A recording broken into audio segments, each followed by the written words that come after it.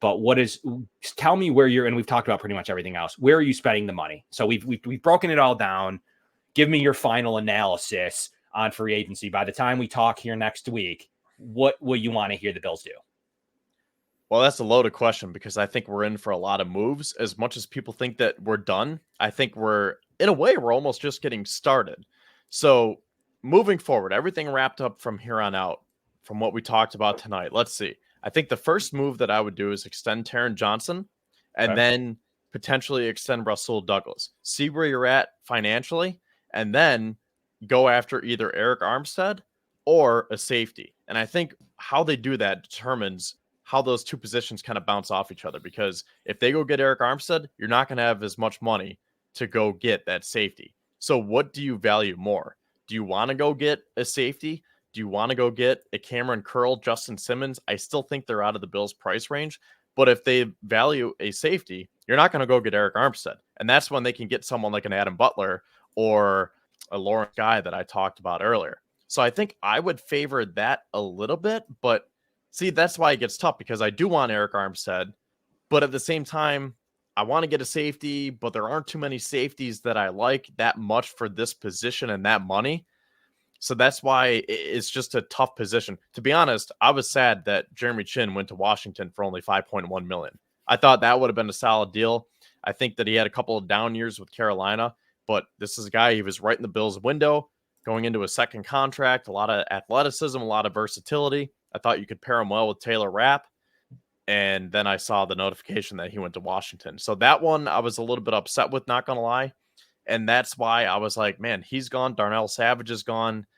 I don't really have a name that stands out to me. So I guess looking at those two positions, Kevin, what do you value more? Finding a third defensive tackle or a safety? Because I guess for as much as I talked about Arik Armstead, I'm kind of swaying back towards finding a potential safety when you essentially might need to find two starters still.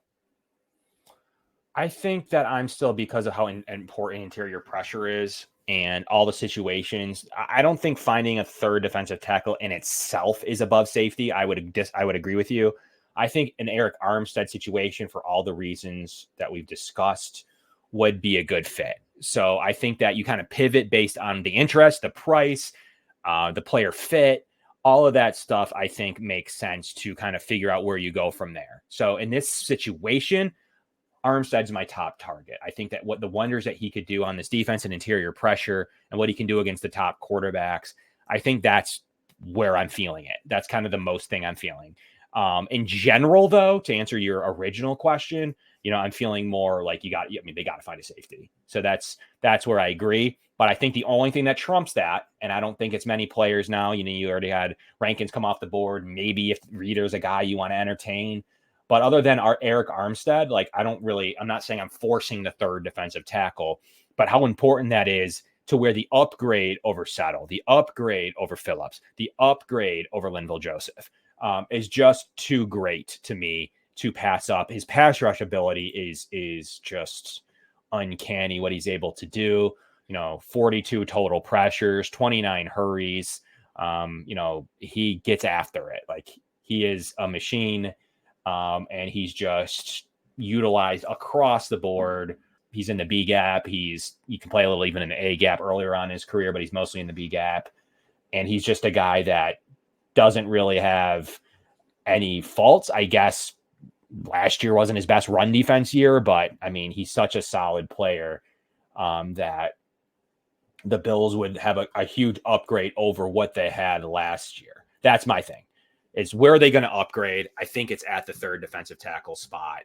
And then I think McDermott, because he's so good at safety, I'm pretty confident on having Arik Armstead. And even if you have to roll Rapp as safety too, I think it could be quite worth it. So that's kind of where I stand on your question. My number one target is Arik Armstead. I think that's really what I'm doing. And I'm trying to see the best possible safety I can get from there, I can afford, and basically say, man, come here playing a good defense on a good team. You're going to rebuild your value. There's a starting safety spot. What other good team can say that right now?